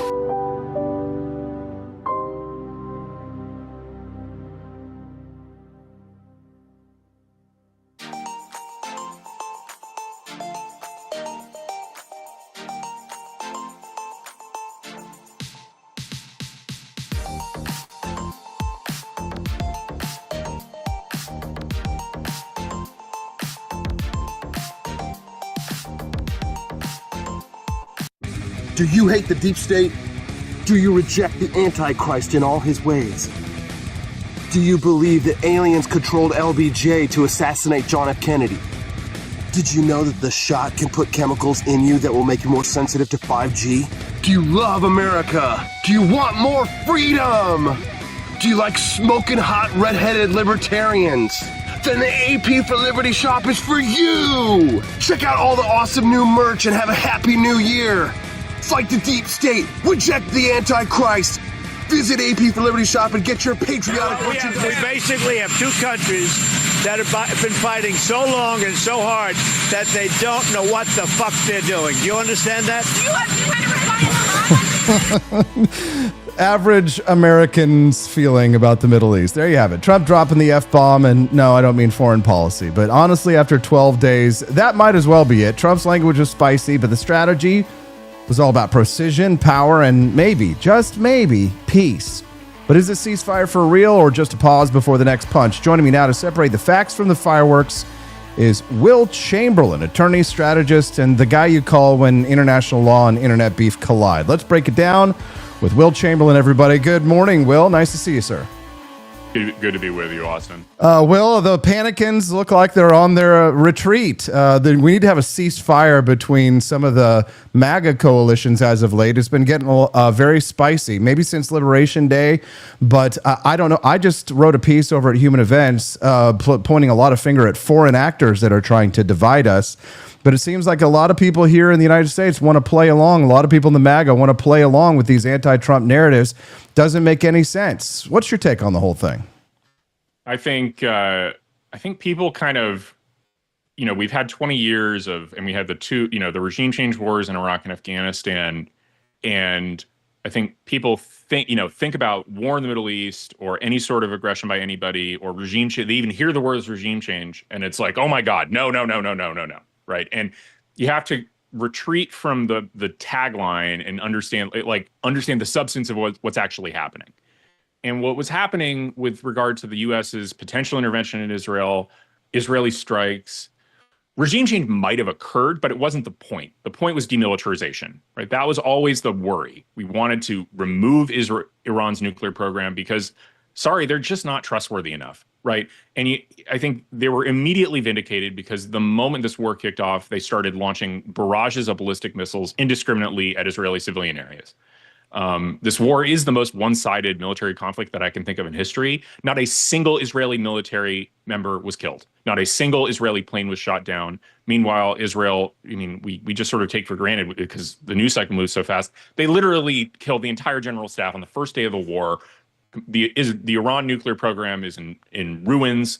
There is no more Iranian air defense. It doesn't exist. The vast majority of their ballistic missile capacity has been destroyed. Many official government buildings have been bombed into smithereens, including, the prison was bombed, the television station was bombed, you name it. So it's one of the most one-sided wars in history. We don't have a regime change. It's over in 12 days. Israel feels a lot safer. We accomplished a major foreign policy objective that's been lingering for 20 years, 25 years without a single American casualty. And people still want to black pill. And I think the main thing that's happening is people are rooting for their take. And that's a bad place to be. They're rooting. They had a take before the war that this would lead to massive chaos. They had a take before the war that, we would get bogged down. And so they can't help but want to see their personal wisdom vindicated, even though events have proven it wrong. And so they're rooting on.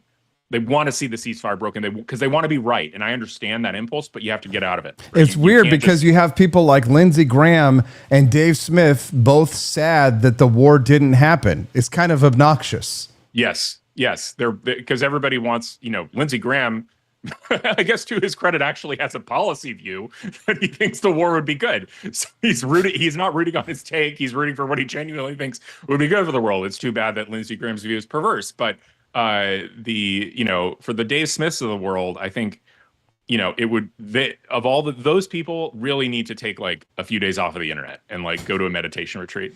And if they did that, because there have been moments where there was a moment a few weeks ago where the anti-Zionist people were really pissing me off. And my wife even came to me. She's like, you have a really quick trigger right now. You should take a day off. And she was right. I did. I had a really quick trigger. I was being more aggressive and hostile than normal with the anti-Zionists. And she could feel the anger. Right. And I took a day or two off of the internet. I actually muted some of my favorite pro-Israel follows because I was like, I just don't even want to think about Israel for a few days. And I came back and I'm like, send. And it's like, this is what these people need. This is what Candace and Dave, I don't like Candace for a variety of reasons, but all the people who are really angry about how things have gone, take a few days off the internet, come back. Everything's fine. So, everything is fine, and everything was always going to be fine in the United States. Trump doesn't want to get bogged down in a Middle Eastern conflict. For me, the real canary in the coal mine, though, was Tulsi Gabbard. This is someone who was a former Democrat. She spent she called Hillary the queen of warmongers. She spent an entire career advocating against war, one of the most anti-war advocates ever. And can people be corrupted in Washington, D.C. and flip overnight? Sure. I've seen it. You've probably seen it. Once people are given a position of power, they immediately want to either abuse that power or they don't want to lose that power by taking some principled stand. But quite frankly, I just happen to trust Tulsi Gabbard a little bit more and think that she has a little bit more credibility on this issue, which is why I didn't jump on the whole let's impeach Donald Trump immediately and call for the war powers. Even Thomas Massie is coming out today saying, if the ceasefire holds, I won't make a demand on the War Powers Act to the president. But I mean, notwithstanding the fact that people have such a little understanding of the proper war powers of the president under the Constitution, putting all that aside, and putting aside the fact that there's people don't want to be wrong, there is, in my opinion, and I wonder if you agree with me, I believe this is, and based on very little evidence, but most of the evidence being anecdotal, I believe that the division in the United States, that a lot of this, pro-Israel, anti-Israel, or whatever you feel about things, a lot of this is foreign division with these social media accounts that are ginning up MAGA accounts, posing as fake MAGA accounts. I think that there's a lot of foreign influence, and on top of that, if there are sleeper cells in the United States, actual sleeper cells, that kind of goes against the argument for non-intervention. So talk to me about those two foreign incursions into American democratic processes. So yeah, I think the bot farms are definitely real. I think because if you look at, the number of likes that are showing up on posts that are hostile to Israel, they're enormous. But if you actually look at the substantive popularity of the position in polling, it isn't there at all, right? Israel is very, very popular among Republicans, especially. So right-wing anti-Zionism is a fringe movement, but it seems more popular online than it is. And I think the basic explanation for it is foreign bot farms. And I'm not saying the influencers themselves are owned or saying are not being authentic. I actually think they're saying what they think. What is happening, in my view, is that if you're a foreign actor trying to influence American public discourse, you're not going to buy the influencer. You just have the bot farms like all the tweets that align with you and kind of push the influencer to want to get more of that kind of engagement or to feel it creates a pressure because anybody, if you're on social media, if a tweet goes viral, you're like, aha, I'm onto something. And you can't, maybe not even consciously, but you sort of naturally want to do more of what works, more of what feels good. And so I think that's how those foreign bot farms function. They're sort of providing an audience cheering section for the influencers when they do what the foreign actors want. Would you say that might explain someone like Candace Owens and her behavior, that it's really just all about chasing an audience to some degree? Yes, I think that's exactly right. I think Candace Owens has been duped effectively by foreign bot farms, and maybe not even duped. I think she actually thinks these things now. I don't think she thought them 5 years ago, and I think that the nature of how people engaged with her over time and how these bot farms engaged with her has sort of subtly shifted her opinion over time to be more and more hostile to Israel when it wasn't at all during the first Trump administration.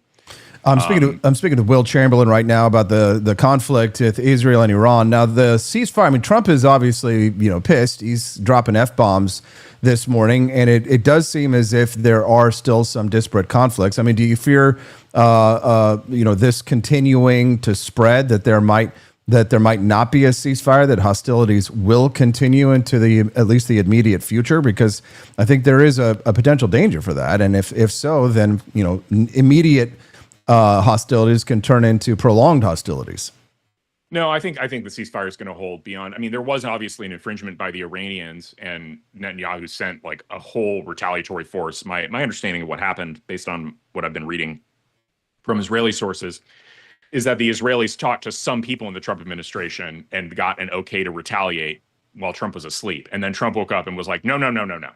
This is, you don't get to, you need to bring this back. I think Trump's position originally was, when he made those comments to the press, was they need to all come home. We're not doing any more bombing. I think then Trump and Netanyahu had a conversation wherein Netanyahu agreed to he was like, we need to respond to this breach a little bit, but we're going to scale it back wildly. And I think they just hit a radar station. I think Iran Iran agreed to the ceasefire, right? And they want a ceasefire. They don't want the war to continue. They've been getting hammered. They want some honor back. So obviously, because that's how the Iranians think, they're just going to launch ballistics at civilian populations until they can't. But once they do want the ceasefire, and so with Trump demonstrating he has the ability to restrain the credibility of the Israelis to restrain them, I think the ceasefire will hold. I think, and it's really interesting. Again, I had like Candace Owens immediately when the strikes happened. She's like, I'm right again. The regime change is coming. It's like people need to stop betting on their take. Like, stop being so invested in your take. The war, there is a ceasefire. It's gonna hold because the most powerful man in the United States is now in the world, rather, is now invested in it holding. So that's my prediction here. Like, maybe it won't hold forever. Maybe it'll hold for 6 months. Maybe it'll hold for a year. Maybe it'll hold for 5 years. But it's going to hold in the short term. Did Israel get what they needed out of this exchange? Do you think that this shifts the balance in the region moving forward? Oh, yeah. Israel, I mean, this is a massive one-sided conflict. Israel achieved its 2 war aims. The war aims were the destruction of the Iranian nuclear program and the degradation of the Iranian ballistic missile program. That's actually, and you have to understand, that's part of the reason why Israel felt it needed to act. It's not just the nukes, it's the ballistic missiles. Because go back to October of last year when I believe it was, I'm not sure what the Israelis did in October. This might have been the retaliation for killing, it was the retaliation for killing Hassan Nasrallah. The Iranians launched a ballistic missile attack. And some ballistic missiles got through, and they realized, okay, like, our missile defense is good, but it's not flawless with ballistics. And they knew that Iran's plan was just to overwhelmingly build out their ballistic missile program so that they could launch an unbelievable barrage and essentially deter Israel in the same way they deter them if they had a nuke. So Israel felt like, no, we need to act on both of these programs. And they did. They succeeded. I mean, they destroyed something like 2/3 of their launchers by the end of this. They destroyed all their production facilities, all for both launchers and missiles themselves. They destroyed a lot of missiles facilities themselves. They killed a lot of personnel who were involved in shooting ballistic missiles. So I feel like those are the 2 war aims. They were achieved. People assume that regime change was a war aim. It's not. I mean, if you actually listen to Netanyahu, he said, regime change is not a war aim. It's a thing that might happen as a result of what we keep doing. We're going after government facilities. We're going after all these things, but we're not. That's not a war aim. The war aims are the nuclear program and the ballistic missile program. Will, one last question, and this is related to some of the interpersonal drama in the influencer sphere. When Elon and Trump had a bit of a falling out, there was a bit of a ceasefire there, and they seemed to seem like they're patching things up. Tucker Carlson got called kooky by President Trump for some of the things that he's saying. Do you think that Tucker Carlson tries to ingratiate himself, kind of bring himself back in with the Trumpian fold after all this starts to blow over in the kind of the same way Elon does? Or do you think that he's made an enemy for life? What do you think about the relationship? Because Tucker Carlson obviously is, I think much more influential than someone like Candace Owens or Dave Smith. And a lot of people listen to what he has to say. He seems to have been put himself on opposing sides of the president in such ways, even though they'd been very close. Where do you think that relationship goes? I think Tucker will be welcomed back into the fold, although Trump will probably take his advice far less seriously in the future. I think that's the way to think about it. Like, there was a time when Trump took Tucker very seriously. I think, Trump will forgive him. He's not one to like keep these permanent beefs if people are willing to come apologize. But at the same time, I don't think Tucker's place in the Trump world or his influence in the Trump world I think it'll be significantly reduced even after a rapprochement. Will, is there anything else that you'd like to share with our audience before we let you go today, friend? We've really appreciated your expert insight. Yeah, just realize that Trump brought this war to an end much quickly than it would have otherwise ended. This war would have lasted for weeks longer because Israel wanted to get rid of the nuclear program, and it wasn't going to stop until it did. By getting rid of the nuclear program, he escalated to de-escalate. That's the key takeaway. Will Chamberlain, he has an enviable handle over on X.com because I bet there's a lot of Will Chamberlains that wish that they were at Will Chamberlain over on X. Give him a follow. He's a senior counsel at the Article 3 Project, vice president of external affairs of the Edmund Burke Foundation. If you don't know Edmund Burke, look him up. Has a tie to the American Revolution, and I think you guys would really like it. Will, thank you very much for your time today and being so generous with it. We look forward to having you on soon. And take a few days off. I'm going on a boat for the 4th of July, so take a few days off. Touch grass. We'll see you soon. Bye. Bye. Do you want to see Israel destroyed? Yeah. Okay. Well, your pin says you're Jewish, right? At this point, I do. I used to believe in the one democratic state solution. What do you do for work? I don't. You don't work? Why not? I don't have to. So you did well. I haven't worked since I was 27. Now, I think she actually is working and as a professional protester. Here's her protesting without her sunglasses on.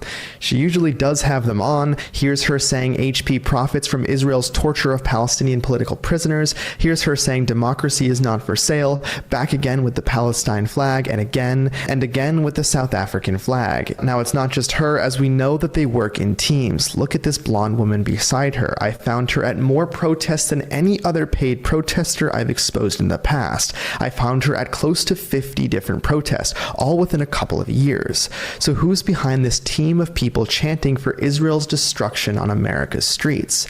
Their name is Sammy Dune. It's an organization based in Canada, and they are sanctioned by Canada as a terrorist group. In fact, in October of 2024, US and Canada issued joint statements listing Sammy Dune as a terrorist entity. Canada called them a sham charity who funnels money into the Popular Front for the Liberation of Palestine, which is a Marxist organization that recognizes a one-state solution with no Israel. Germany banned the group after members of Sammy Dune passed out candy celebrating October 7th. The founder of Sammy Dune, at a rally in Vancouver, publicly called Hamas heroic on the 7th and said that Hamas and Hezbollah don't engage in terrorism. If you look at the photos of this woman I interviewed, they almost all come from Sammy Dune's website.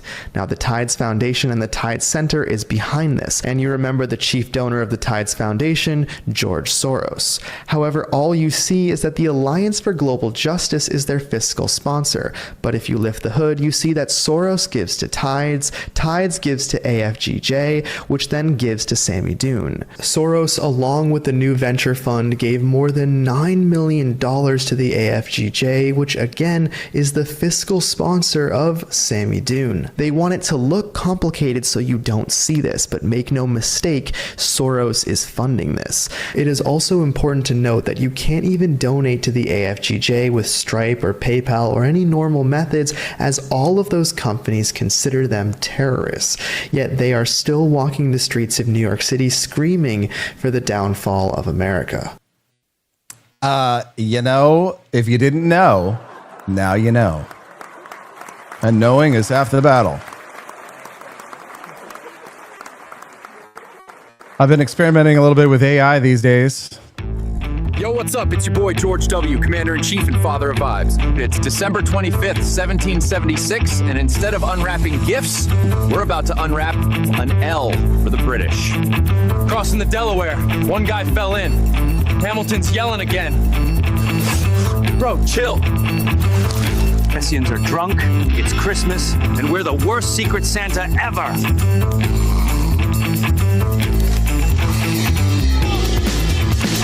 Merry Christmas, ya filthy animals, and a Happy New Year! Hell yeah. Now, listen. You may think, it's AI. It makes it so easy to make these days. And you would be right to some extent, but there are so many limitations on that. You would think, you just put that together, slap it out, and it just comes out. It is honestly much more challenging to be able to get something like that prompted and ready to go and then put it all together in the end, because Google only gives you like 8 seconds to be able to make it. So it's a lot more tedious and time consuming than you might think to make a video like that. But frankly, I thought, let's just make a funny video of George Washington crossing the Delaware. Maybe you guys would enjoy it. I hope that you do. If today is your first time that you've been watching the Wake Up America show, I'd love to have you be a regular guest on the Wake Up America show. Make sure that you click the follow button here on Rumble before you leave today. We are a 7 a.m. to 9 a.m. show, and we'd love to have you be a regular guest on our 7 a.m. to 9 a.m. Monday through Friday show. Speaking of Trump, this morning we've been discussing, if you're looking for another great place for news, discussion, and entertainment, check out our friends over at Truth Social. That's Trump's owned media site. They have breaking news, stories, and commentary from top media figures like me. I'm AP for Liberty over there. If you want to see Trump's legendary Truth Social posts, get on Truth Social today. Join a growing community of patriots on a free speech platform designed to avoid censorship and cancellation by big tech. Make your voice heard. Join the movement. Join Truth Social. You can be on this guy's social network. We basically have two countries that have been fighting so long and so hard that they don't know what the fuck they're doing. Do you understand that? Trump doesn't want any of that. He doesn't want it. He doesn't want to be involved. It may seem strange. Oh, but he just bombed them. Yes, but I think it's because he bombed them because he didn't want to be involved in the Middle East. I think because he wanted to shorten the war. He wanted Israel to be able to accomplish the goals that they had in order to avoid a prolonged conflict. That's just, hey, listen, I'm just guessing based on the information that I know and the fact that I'm not retarded. But, maybe I am. Maybe I am. Maybe I'm the idiot. Maybe the comedians really, truly are the geniuses. I don't know about you, but I don't like to listen to the Whoopi Goldberg libertarians anymore. No more unimpressive libertarians. It's time for us to start to listen to the people who know their shit, right? I'm not saying trust the experts. I'm just saying that, I don't know, if you're going to go to a surgeon, maybe go to one in the United States versus a back alley, $10,000. It's... Get health insurance. Go to a real doctor if you need them. Trust the doctor over the guy in the back alley with a scalpel and a podcast. I don't know. He said in his podcast, "Hey, your name backwards. Drew Van Runkle, burn slots. He was trolling us the whole time. G Triesta. I given a shits. Dad bod baboon. Drew Van Runkle. BB for Liberty." Go outside, touch grass, guys. It's hot outside, I know, but get yourself a little, you know what I'm going to do? I'm going to turn on the sprinkler later, and I'm going to let my baby just kind of run through the sprinkler, and we're just going to play outside. She got a little slip and slide. We're just going to touch grass today. We're going to, we're going to do a half day. What do you guys think? You guys want to take a half day? Why now 336 people on the Wake Up America show now that it's the end of the show? Why? I'd love to have you guys be regular guests here on the Wake Up America show, but the only way that's going to happen is if you click the follow button before you leave the show today. If you click the follow button, you'll get a notification when we go live Mondays through Fridays, 7 to 9 a.m. Central Time. That's the Wake Up America show's live schedule. Would your name backwards join us tomorrow? What about G Triesta? You know what I'll tell you we'll do is we'll talk about 9/11 and the inside job and all that kind of stuff, but don't forget your name backwards. If it's an inside job, that means that Ron Paul was lying because Ron Paul said it was blowback. It can't be blowback if it was an inside job, because if we did it to ourselves, then it's not blowing back from the Middle East. We'll discuss that tomorrow, so you better be back your name tomorrow. We'll see you guys. Don't forget to click the like button too before you leave, and as you exit, where do we exit? Which way are the exits? Oh, okay, over there. Oh, okay, it's through the Grift Shop? Yeah, the Grift Shop. Yeah, the Grift Shop. ForLibertyShop.com. Go outside and touch grass today, G3S. Go outside and touch grass, your name backwards. Go outside and touch grass, giving a shits. Also says half day. Tell all your bosses. As you exit through the Grift Shop. Where's the Grift Shop? It's where you get our Gulf of America beach towels. The beach towels that will make you the envy of all your friends this summer at the pool or at the Gulf of America itself. Go to forlibertyshop.com. Get yourself a Gulf of America beach towel. You do like the American flag great white shark because I created it. Get it at forlibertyshop.com. And when you go to the shop, you can see at the very top of the page, we've got exclusive Liberty earrings for the lovely Lady of Liberty in your life. Our Summer of Freedom collection has more than just Gulf of America shark beach towels. We've got pirate beach towels. We've got bikinis. And honestly, we get as many men buying the bikinis as we do women. And I hope that they're giving them to their wives. But if they wear it for themselves, thank God you don't live in Iran. Everything at forlibertyshop.com is a premium, patriotic premium tee. Don't throw it in the harbor. Our Gulf of America collection, unmatched. Go ahead and give it a visit at Exit to the Grift Shop. We'll see you guys again here tomorrow on the Wake Up America show on the 4 Liberty Network. Bye, guys.